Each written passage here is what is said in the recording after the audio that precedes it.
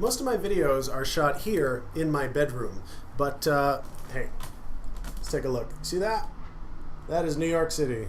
There we go with a truck and a famous yellow taxi and cars that probably have New York plates on them. New York, home to a little over 8 million people, of which more than 35,000 are homeless. And that includes a lot of families and a lot of children. But what you see as you walk or ride the subway are really adults, alone, more often men than women, begging for money or sometimes food. Now, even if you don't live in a city, I'm sure you've seen people begging.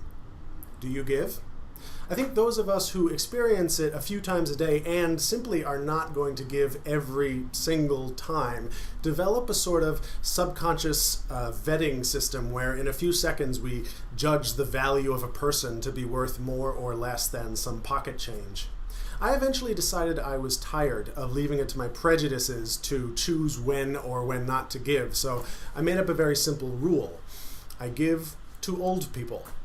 Many of these people have seen and lived through stuff that I never will. When I see, for instance, a 70-year-old African-American man begging me for $1, this guy was born during segregation and grew up to adulthood before the Civil Rights Act.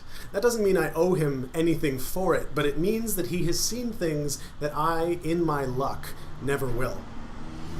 And I expect that's often true of the many kinds of people who, in their life, haven't been able to avoid being destitute in their final years. Now, some people, decent people with money, don't give to anybody. And I think most of us have heard this argument before, that giving money to someone on the street is not going to make their life better. They're not going to save it to get an apartment. It's not going to help them advance in any way, and they will be just as homeless tomorrow, whether or not you give them something. All of that, by the way, is true, and if you thought that giving $1 to a beggar was combating homelessness, then you are both mistaken and kind of grandiose. But the betterment of society is not the only reason to give. If you can't teach a man to fish, you can still give him a fish, not so that he will improve his lot, but simply to cope with it.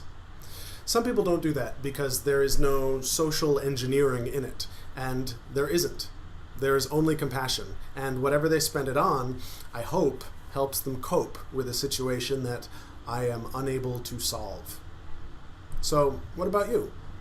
Do you give?